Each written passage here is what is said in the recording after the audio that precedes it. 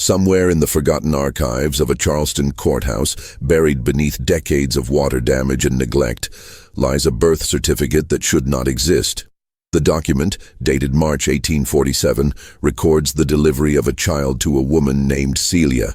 But the physician's notes contain measurements and observations that contradict every known principle of human gestation. The numbers don't align with any medical understanding of pregnancy, then or now. The Charleston Medical Society quietly sealed the related documents in 1849, and 3 physicians involved in the case left the state within 18 months, never to practice medicine again. For over a century and a half, descendants of those who witnessed what happened have refused to discuss the details, passing down only warnings to leave Celia's story alone. Tonight, we're examining the documented facts of a case that defies rational explanation. Not through supernatural means, but through circumstances so disturbing that those who knew the truth chose silence over revelation. Before we continue with the story of Celia and the impossible pregnancy that terrified Charleston's medical establishment, I need you to do something. Subscribe to this channel right now, because stories like this, ones that history tried to bury, don't get told anywhere else. And comment below, what state or city are you listening from? I want to know how far these forgotten American mysteries reach. What made Celia's case so profoundly unsettling wasn't what people claimed to see, but what the medical professionals documented in writing. Measurements, dates, and physical impossibilities that no amount of ignorance or superstition could explain away. Charleston in the 1840s was a city of contradictions, where immense wealth existed alongside brutal subjugation, where refined society depended entirely on the labor of those it refused to acknowledge as fully human. The port city hummed with commerce, cotton, rice, and indigo flowing through its docks, making fortunes for the planter class, while enslaved people performed every task that kept the machinery of prosperity turning. The city's medical community had gained particular prominence during this era, with several physicians publishing papers on tropical diseases, childbirth complications, and what they termed the peculiar physiological differences of enslaved populations. Research conducted without consent, often in the most horrific circumstances. The Hartwell plantation sat 12 miles northwest of Charleston proper. A mid-sized operation of approximately 300 acres, worked by 42 enslaved people. Edmund Hartwell had inherited the property from his father in 1839, and unlike many of his contemporaries, he took an active interest in the daily management of his holdings. His wife Margaret had died in childbirth in 1842, leaving him childless and increasingly bitter. The overseer, a transplanted Virginian named Thomas Gaines, ran the actual operations with notorious efficiency and cruelty that Edmund either ignored or tacitly approved. Celia had been born on the Hartwell plantation in 1826, making her approximately 20 years old when the events of this account began. Records describe her as strong-built, capable in the fields and kitchen both, quiet in disposition. She worked primarily in the main house after Margaret Hartwell's death, handling cooking and cleaning duties. Several quarterly reports from Gaines noted her satisfactory behavior and diligent work habits, the kind of bland observations that filled countless plantation ledgers, revealing nothing of the person beneath. The other enslaved people on the Hartwell property included Samuel, a blacksmith of considerable skill who had been purchased from a Savannah estate sale in 1844, and Old Ruth, a woman in her 60s who served as an unofficial midwife and healer for the enslaved community. Ruth had delivered more than 100 babies over her lifetime, possessing the kind of practical medical knowledge that came from decades of experience and necessity. The enslaved quarters consisted of 12 rough cabins arranged in 2 rows behind the main house, each housing multiple families in cramped, inadequate conditions.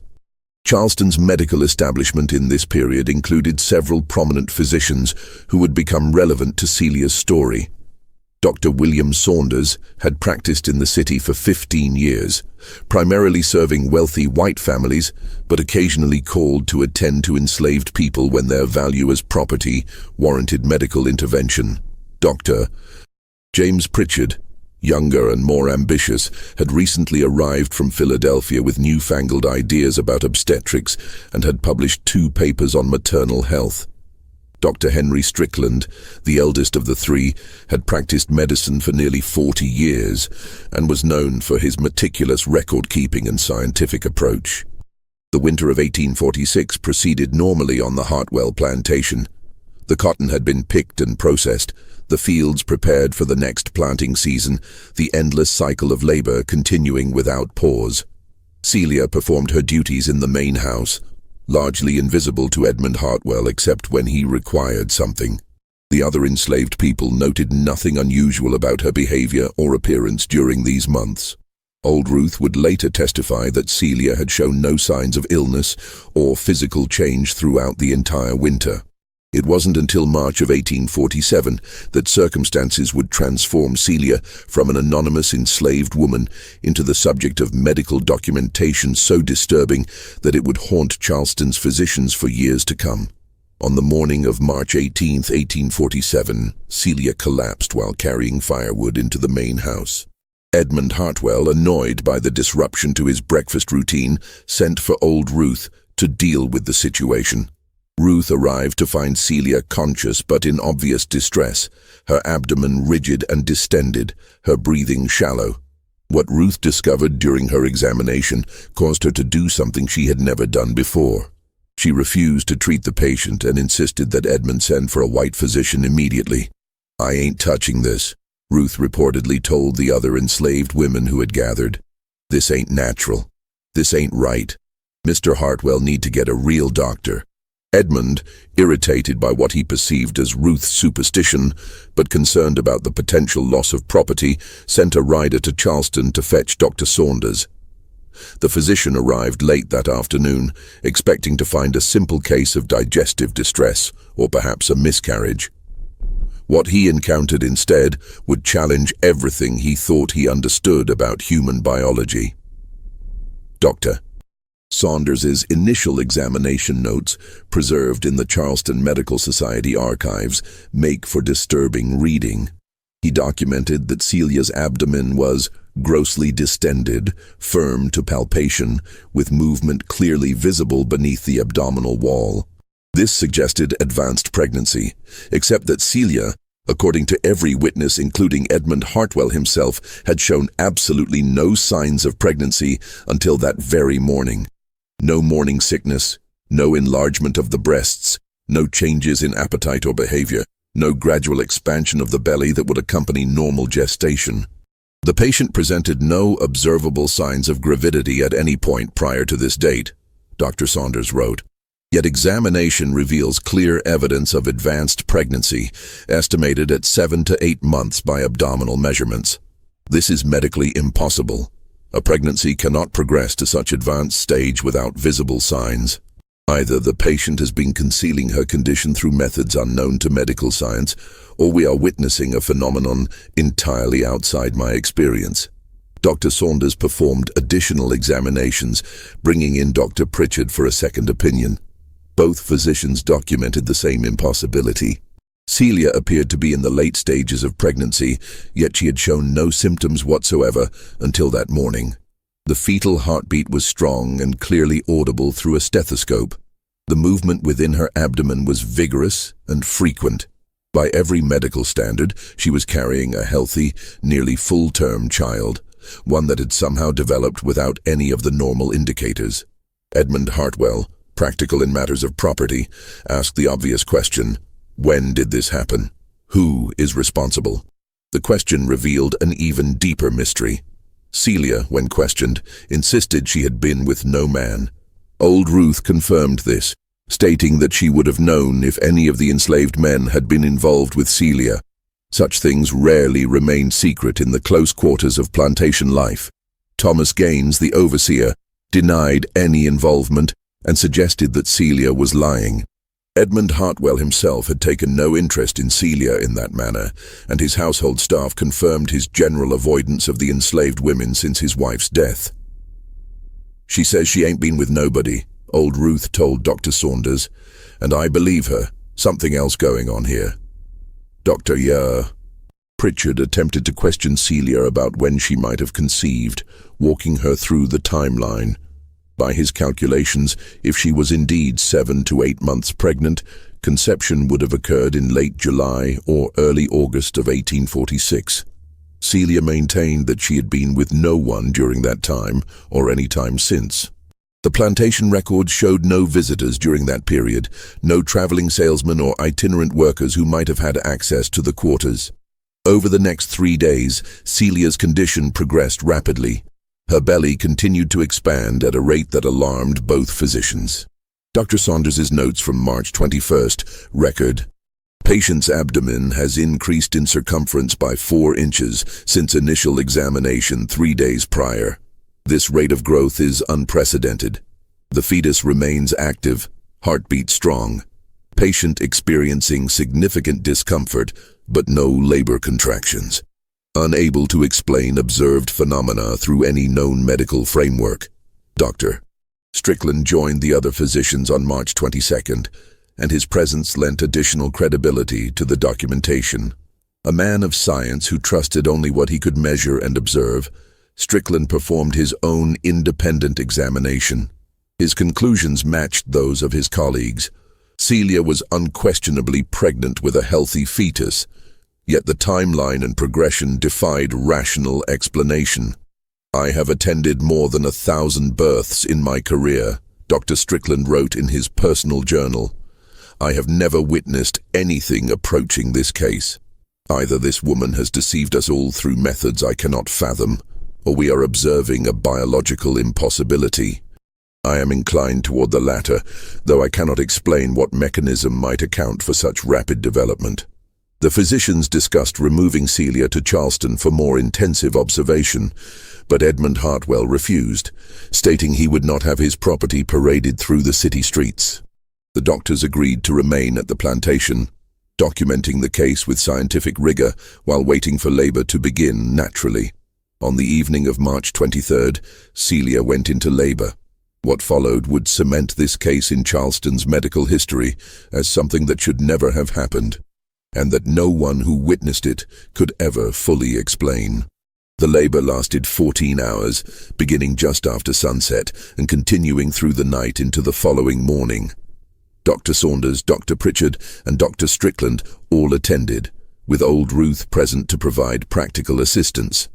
The physicians documented every stage of the process with unusual thoroughness, perhaps sensing they were witnessing something that would require extensive evidence to be believed. Dr. Pritchard's delivery notes describe a birth that proceeded normally in every respect save one: the size of the infant, size of the war. The child, a girl, weighed 11 pounds and measured 23 inches in length, substantially larger than average but not impossibly so. She appeared healthy and fully developed, crying vigorously upon delivery, showing no signs of distress or abnormality, but the timing remained inexplicable. The physicians had examined Celia 3 days earlier and estimated her pregnancy at 7 to 8 months. Yet the infant delivered showed every sign of being full-term, with the physical development typical of a 40-week gestation. The rapid progression from near-term to delivery suggested a developmental acceleration that violated every principle of embryology. The infant displays characteristics consistent with full gestational development, Dr. Strickland recorded. Fully formed lungs, vigorous cry, strong muscle tone, appropriate fat deposits beneath skin. Yet our examination of the mother 5 days prior indicated a pregnancy of approximately 32 weeks. Either our initial assessment was dramatically incorrect, which I cannot accept given 3 independent examinations, or this child developed at a rate incompatible with human biology. Edmund Hartwell, presented with a healthy enslaved infant girl who would eventually represent additional property value, showed no particular interest in the medical mystery. He named the child Dinah, as was his right, and instructed that Celia return to work duties as soon as she recovered. For him, the situation had resolved satisfactorily. He had suffered no property loss and had gained a future worker. But the physicians could not let the matter rest. Dr. Saunders, Dr. Pritchard, and Dr. Strickland convened at Dr. Strickland's Charleston office 3 days after the delivery to review their documentation. They had measurements, dates, multiple independent examinations, all pointing to the same impossible conclusion. Celia had progressed from showing no signs of pregnancy to delivering a full-term infant in less than a week. We must consider the possibility that we were somehow deceived, Dr. Pritchard suggested during their meeting. Perhaps the woman bound her abdomen tightly throughout the pregnancy, concealing her condition until she could no longer do so. Such practices are not unknown. Dr. Strickland shook his head.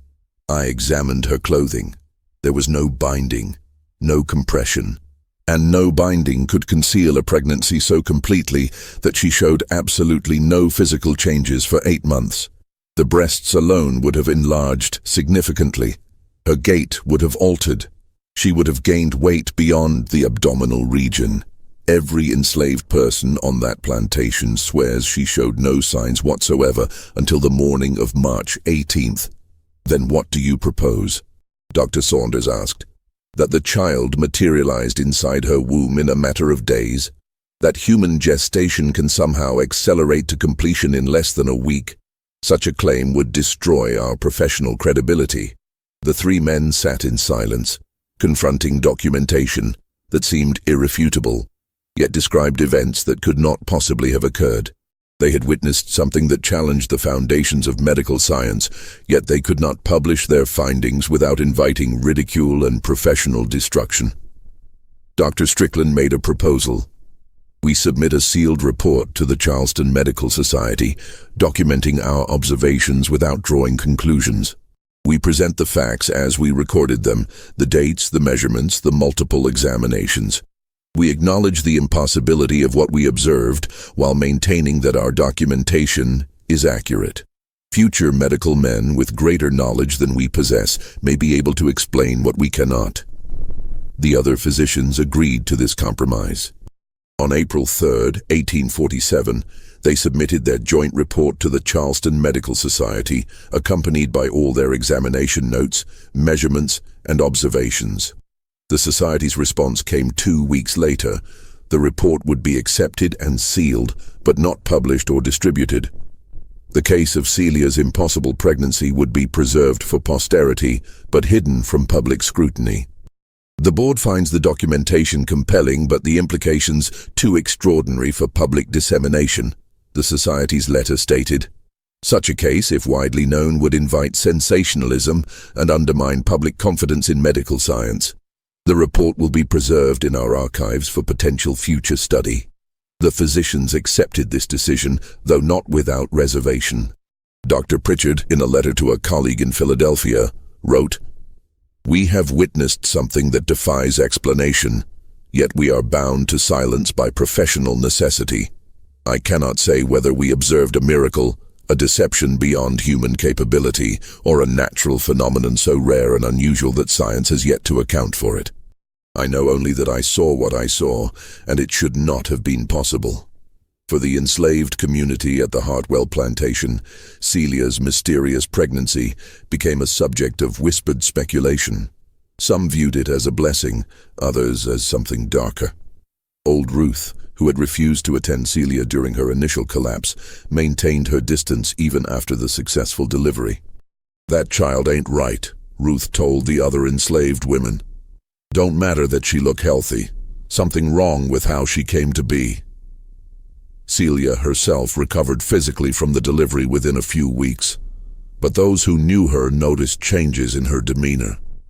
Where she had previously been quiet and unremarkable, she now seemed withdrawn and fearful. She refused to discuss the circumstances of her pregnancy with anyone, simply insisting she had been with no man and knew nothing more than that. Edmund Hartwell, true to his word, put Celia back to work in the main house. The infant Dinah was left in the care of other enslaved women during the day, as was standard practice. For several months, the situation appeared to stabilize into a new normal, a mystery that had been witnessed, documented, and then deliberately buried. But Celia's story was far from over. The impossible circumstances of Dinah's conception and rapid development would prove to be merely the first chapter of a mystery that would deepen and darken as the child grew. Dinah's early development proceeded normally by all observable standards. She nursed vigorously, gained weight appropriately, and reached typical infant milestones without incident. Edmund Hartwell, satisfied that his property had increased in value without complication, paid little attention to either mother or child, beyond ensuring they performed their assigned tasks. But old Ruth, whose decades of experience had taught her to recognize signs others might miss, began documenting troubling observations about the child. Ruth couldn't read or write, but she had an exceptional memory, and she shared her concerns with Samuel, the blacksmith, who could write and secretly kept a journal hidden in his workshop. Samuel's journal entries from late 1847 and early 1848, discovered decades later among the papers of his descendants, provide disturbing details that the white physicians never knew. According to these entries, Dinah demonstrated physical and cognitive development significantly ahead of normal patterns.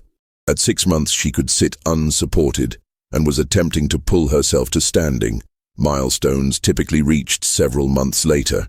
At 8 months, she spoke her first words, not the babbling approximations of infant speech, but clear, recognizable words. Ruth say the child ain't natural, Samuel wrote in October 1847. Say she growing too fast, learning too quick. Say it remind her of something but she won't say what. Other women scared of the baby, won't hardly look at her. Celia don't say nothing, just keep her head down and do her work. The accelerated development, while unusual, might have been dismissed as exceptional but not impossible. Some children simply develop faster than others. But other observations recorded in Samuel's journal suggested something more profoundly wrong. The child don't cry like other babies, Samuel wrote in December 1847. Ruth say she never heard a baby cry like that. Say it sound wrong, like something trying to sound like a baby but not quite right. Women say they hear the child making sounds at night, sounds no baby should make. In February 1848, when Dinah was approximately 11 months old, an incident occurred that crystallized the enslaved community's fear into something approaching terror. One of the younger enslaved women, a 15-year-old named Grace, was tasked with watching Dinah while Celia worked in the main house.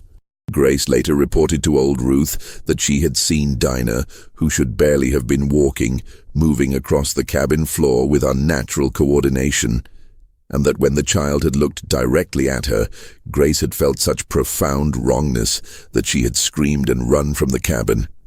That child looked at me, and I seen something in her eyes, Grace told Ruth, according to Samuel's journal.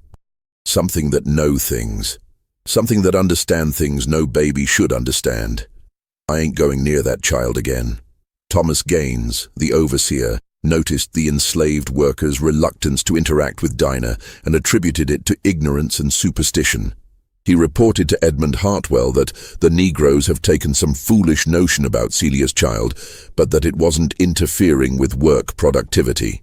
Edmund, concerned only with maintaining order and output, instructed Gaines to beat the superstition out of them if necessary, but otherwise ignore the matter.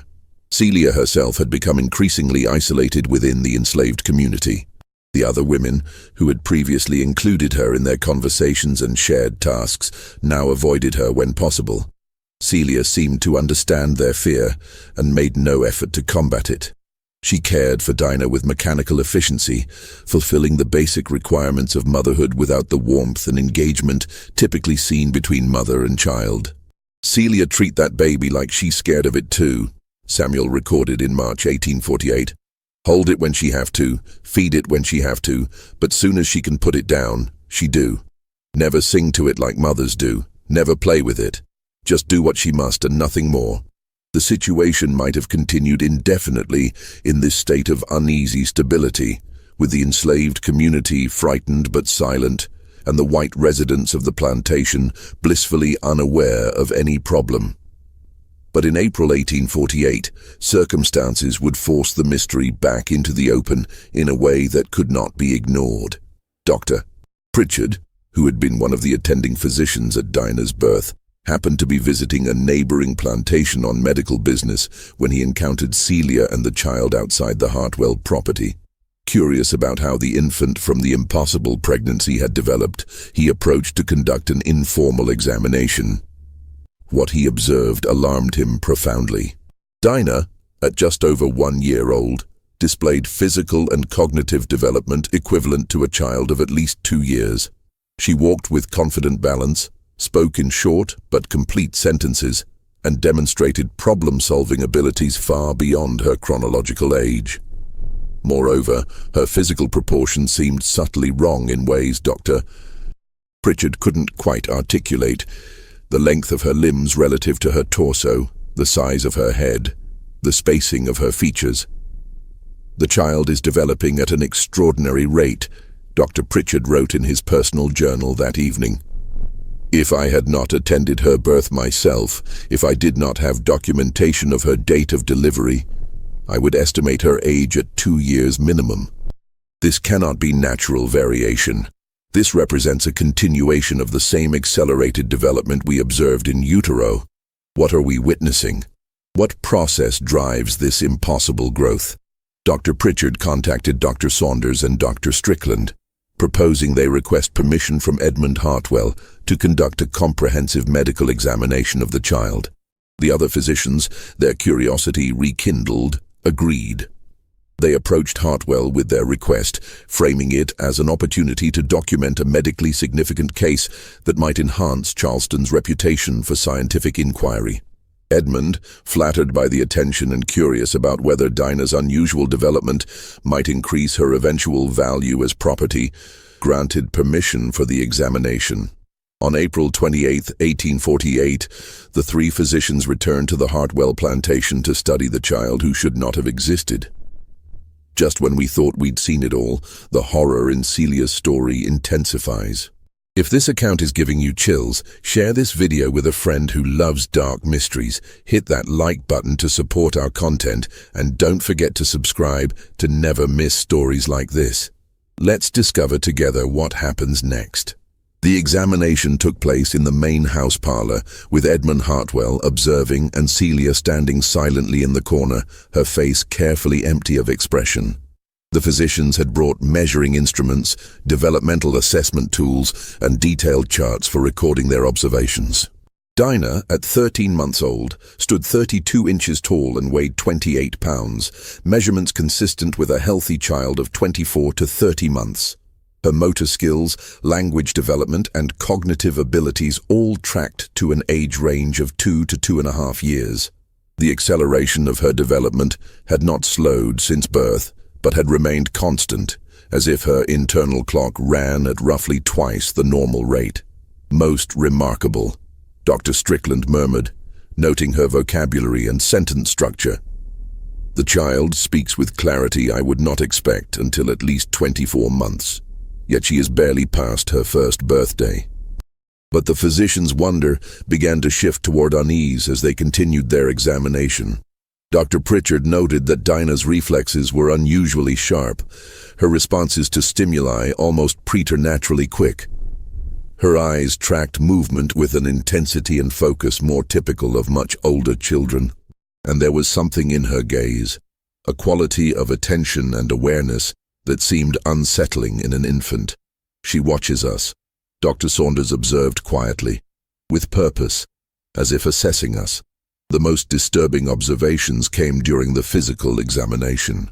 When Dr. Strickland attempted to examine Dinah's throat and mouth, the child pulled away with surprising strength. When he persisted, she looked directly at him and said with perfect clarity, "No, that hurts." The 3 physicians exchanged glances. The statement itself was unremarkable. Many toddlers express reluctance during medical examinations. But the clarity, the intonation, the deliberate communication of complex concepts suggested a level of development far beyond even the accelerated timeline they had been documenting. "How old are you?" Dr. Pritchard asked the child, more as an experiment than expecting a meaningful response. Dinah looked at him for a long moment, then said, "I don't know. How old are you?" The question, with its implied understanding of age as a concept and its deliberate reversal of the inquiry, should have been beyond a child of 13 months. Edmund Hartwell laughed, delighted by what he perceived as precocious wit. The physicians did not laugh. They completed their examination in silence, recording measurements and observations with increasing discomfort.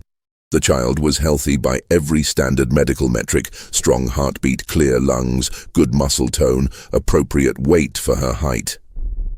But the totality of what they were observing suggested something profoundly wrong, despite the apparent health. As they prepared to leave, Dr. Strickland made an unusual request. "Mr. Hartwell, I would like to examine the mother as well, if you permit. I want to ensure she is fully recovered from the delivery and check for any lingering complications." Edmund waved his hand dismissively. "Do as you wish. I have business to attend to." He left the room, taking Dinah with him. Alone with Celia and the other physicians, Dr. Strickland asked the question that had been troubling all three of them. "What happened to you? The truth, please. We are physicians. Whatever you tell us, we need to know the medical facts." Celia stood silent for a long moment, her hands clenched at her sides. When she finally spoke, her voice was so quiet they had to lean forward to hear. "I told you the truth before. I've been with no man. I don't know how that child come to be inside me. One day I was normal, next day I could feel something there, growing fast, real fast. It hurt, like something eating me from the inside, getting bigger and bigger. I wanted to die before that thing was born." "You refer to your daughter as that thing," Dr. Pritchard noted gently. "Why?" "Because she ain't right," Celia said, and for the first time genuine emotion cracked through her careful facade. "I birthed her, but she ain't mine. She came from somewhere else. She using me, used my body to get born, but she ain't my child. I know a mother's supposed to love her baby, but when I look at her, all I feel is wrong, like something wearing a baby's skin."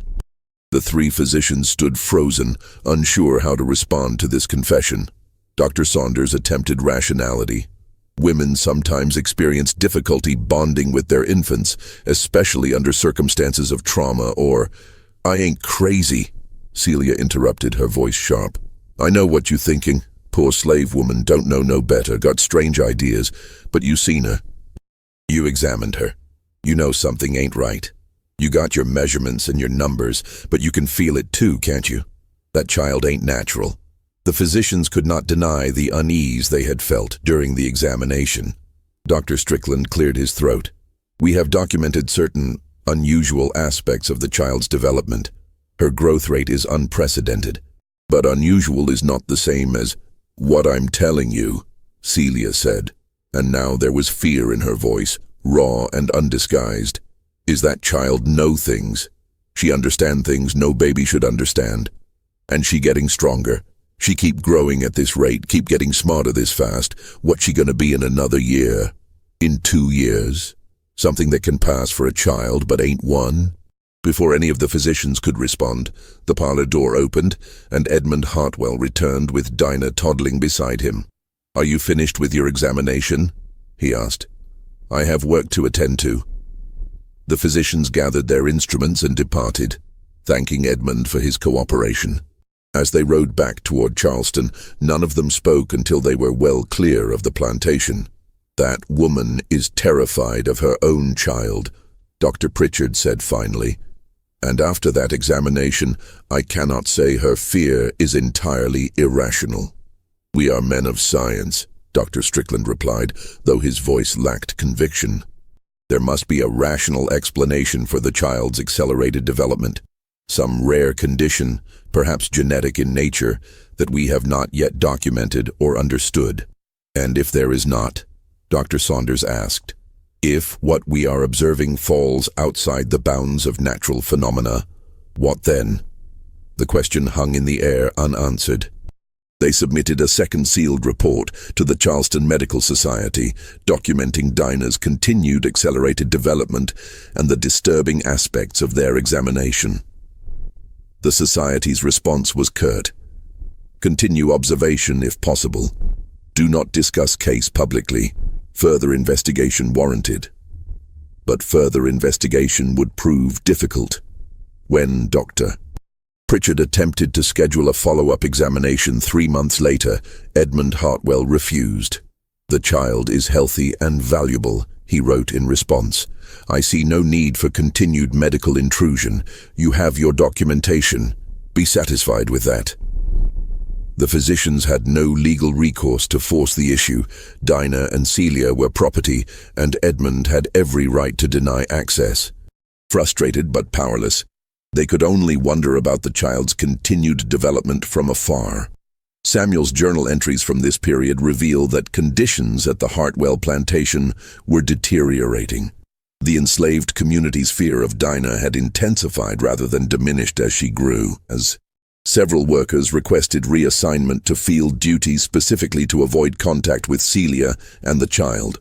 Thomas Gaines, irritated by what he viewed as irrational superstition, responded with increased brutality, using the whip more frequently to enforce compliance.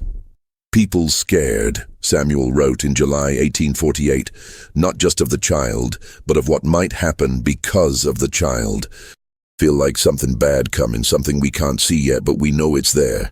Like a storm building. Ruth say the child gonna bring death to this place. Say she's seen it before. Long time ago, when she was young. Won't tell what she mean by that." In August 1848, Dinah turned 17 months old. According to Samuel's observations, she now displayed development equivalent to a 3-year-old child.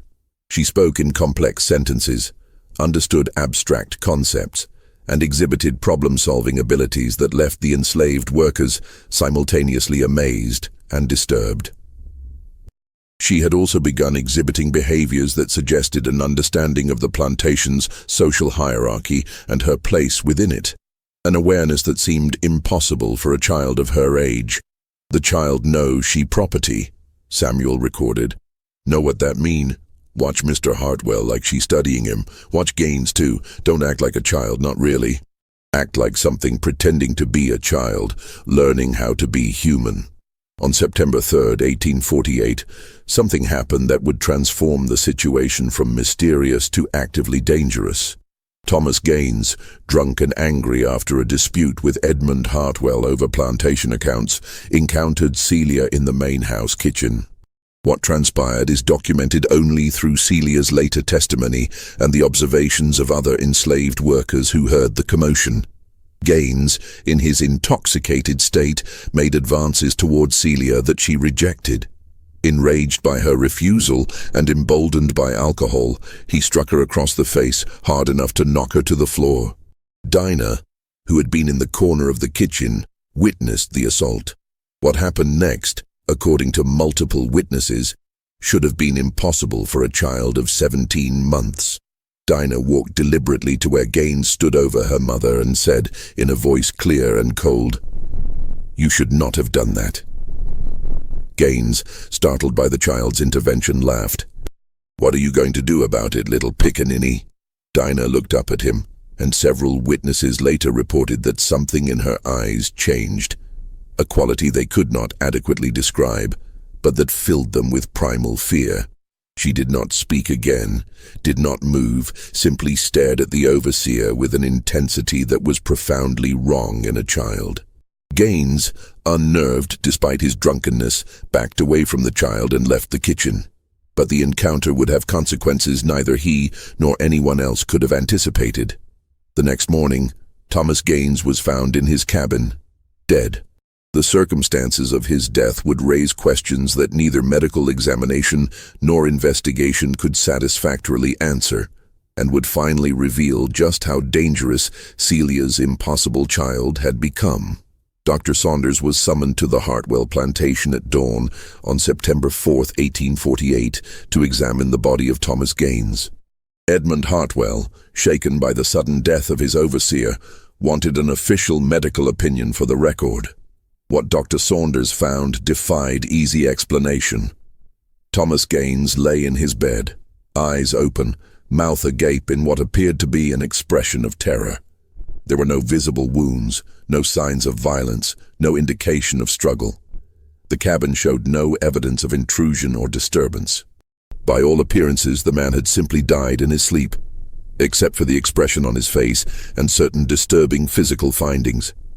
Dr. Saunders's examination notes describe extreme rigor mortis, far beyond what would be expected given the limited time since death. Subject's muscles contracted to a degree I have not observed in 30 years of practice. Facial musculature fixed in expression suggesting extreme fear or pain. No visible cause of death determined. No wounds, no bruising, no signs of poisoning. Heart appears normal upon external examination. Lungs show no fluid accumulation. Cannot determine cause of death without internal examination. Edmund Hartwell, disturbed but pragmatic, approved an autopsy. Dr. Saunders performed the procedure in the plantation's tool shed, with Samuel assisting as directed. What the physician discovered during the internal examination troubled him deeply. Subject's heart shows no disease, Dr. Saunders documented. However, organ appears to have ceased function suddenly and completely, as if all electrical impulses stopped simultaneously. This is not consistent with any pathology I recognize. No blockages in coronary vessels, no structural abnormalities. The heart simply stopped. Edmund Hartwell accepted Dr. Saunders's verdict of death by natural causes. Sudden cessation of heart function.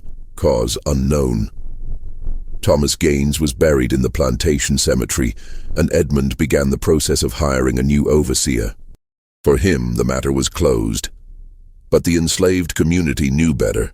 They had heard about the confrontation in the kitchen. They had seen Dinah's unnatural stillness, heard her cold voice. And now the man who had struck Celia was dead. His heart stopped for no apparent reason, his face frozen in terror. That child killed him, old Ruth told the other enslaved workers, no longer bothering to hide her conclusions. Don't know how, don't understand it, but that child killed that man. Soon as he hit Celia, he was dead. Just didn't know it yet. The fear that had been building among the enslaved population crystallized into certainty. They avoided Dinah and Celia completely now, refusing to work in the same areas, finding excuses to stay as far away as possible.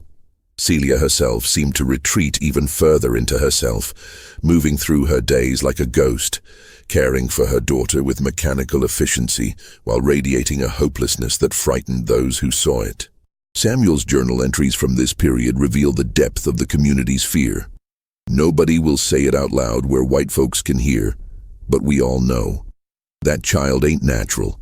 That child can kill. Ruth say things like this don't live long, that nature finds a way to correct what shouldn't be. But what if she wrong?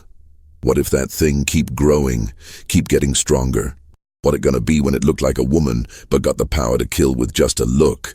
Edmund Hartwell remained oblivious to the enslaved workers' fears, attributing their avoidance of Celia and Dinah to the same superstition he had always dismissed.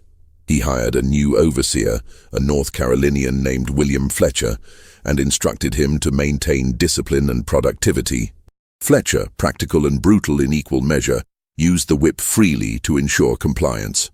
2 months after Gaines's death, in early November 1848, Dr. Pritchard happened to encounter Edmund Hartwell at a Charleston social gathering. Inquiring politely about the child from the medical case, Dr. Pritchard was surprised to hear that Dinah was thriving and growing rapidly. Concerned about the child's continued accelerated development and curious about any potential complications, he requested permission to conduct another examination. Edmund, still grieving the loss of Margaret and childless, had developed an almost proprietary pride in Dinah's unusual nature. "Remarkable child," he told Dr. Pritchard. "Sharp as any white child I've seen. Nearly 2 years old, but speaks like a 4-year-old. Fetch her good price in a few years as a lady's maid or house servant. Yes, you may examine her. Come by next week."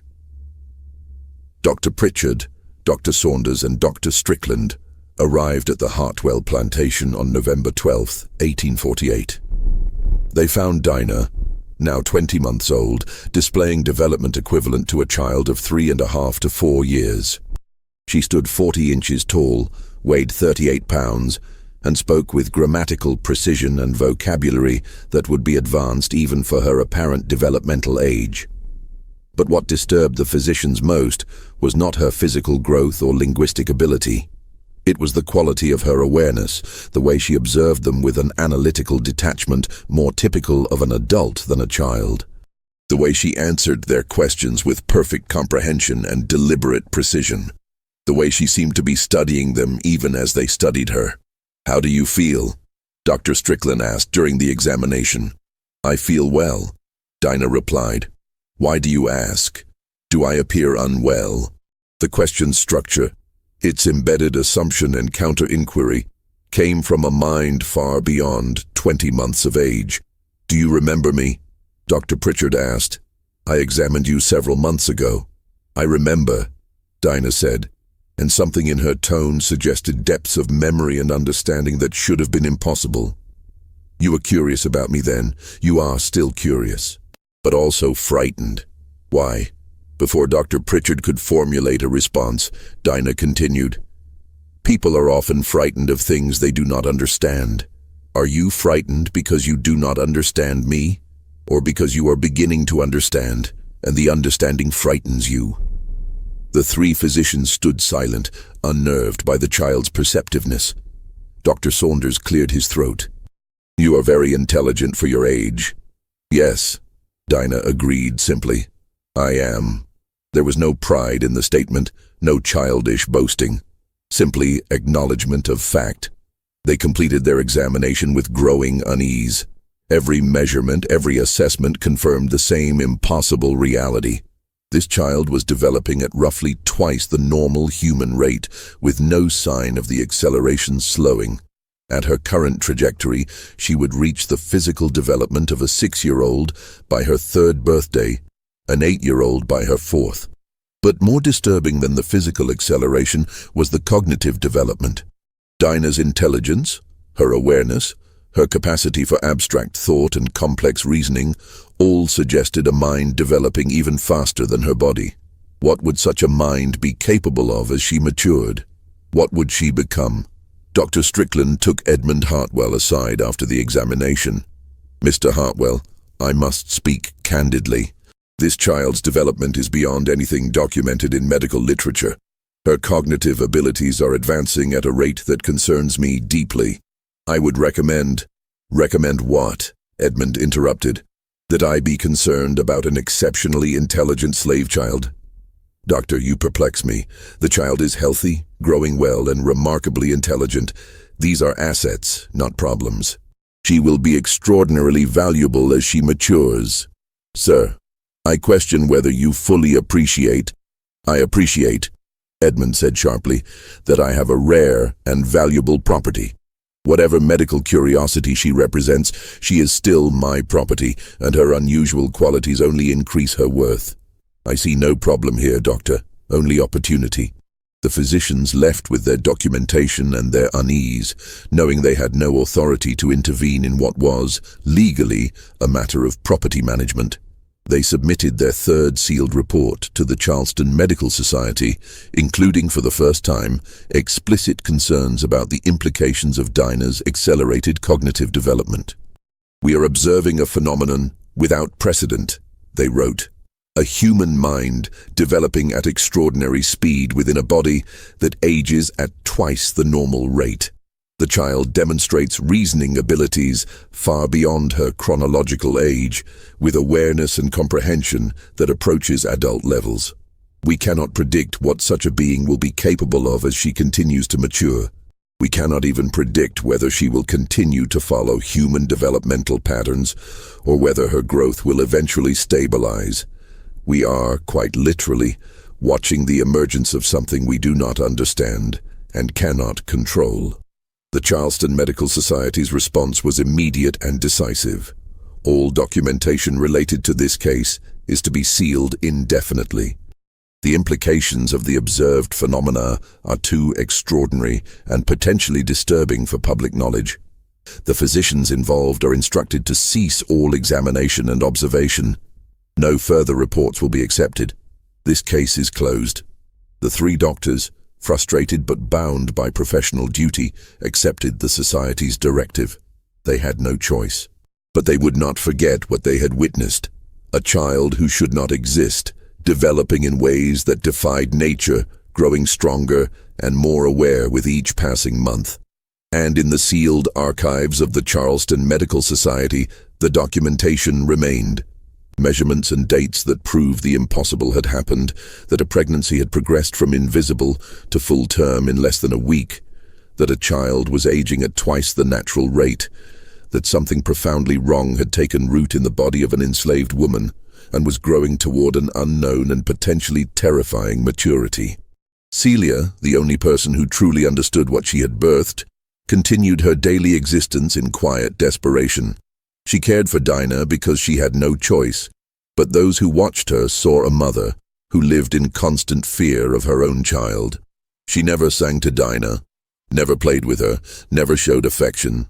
She performed the minimum required tasks and nothing more, as if any additional engagement might invite catastrophe. Old Ruth, whose knowledge extended back decades and whose understanding went beyond what she could articulate, finally revealed to Samuel what she had been reluctant to speak aloud. "I seen something like this once before," she confessed in December 1848. "Long time ago when I was young, maybe 12 or 13 years, down in the deep south on a sugar plantation, there was a woman, and she had a child that weren't right.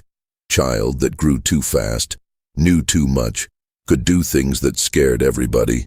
Master of that plantation tried to sell the child away, but nobody would buy it once they met it. So the master tried to get rid of it another way." She paused, her face troubled. "The woman, the mother, she drowned herself and the child, both in the river, said it was the only way to stop what was coming, said the child wasn't really her child, that something else was using her body to get born, and that it would bring death to everyone if it was allowed to live." "What you saying?" Samuel asked, though he already knew. "I'm saying Celia's child ain't the first one like this," Ruth replied. "And what happened last time this happened, it ended in death. That woman knew. She knew her child had to die, and that she had to die with it. Couldn't live with what she'd done, even if it was necessary. You think Celia gonna—" "I think Celia already dead inside," Ruth said quietly, just waiting for her body to catch up with her soul. The winter of 1848 to 49 settled over the Hartwell plantation, and with it came a sense of approaching catastrophe that even Edmund Hartwell, insulated by his privilege and willful ignorance, could not entirely ignore. The enslaved workers moved through their tasks with the grim efficiency of people awaiting disaster. Celia retreated further into herself, a shadow of a person going through the motions of existence, and Dinah continued to grow, physically, mentally, becoming something that nature had never intended to create. The end, when it came, would arrive on a cold February night, and would provide answers to some questions while raising others that would never be resolved. On the night of February 23, 1849, the enslaved quarters of the Hartwell plantation woke to screaming.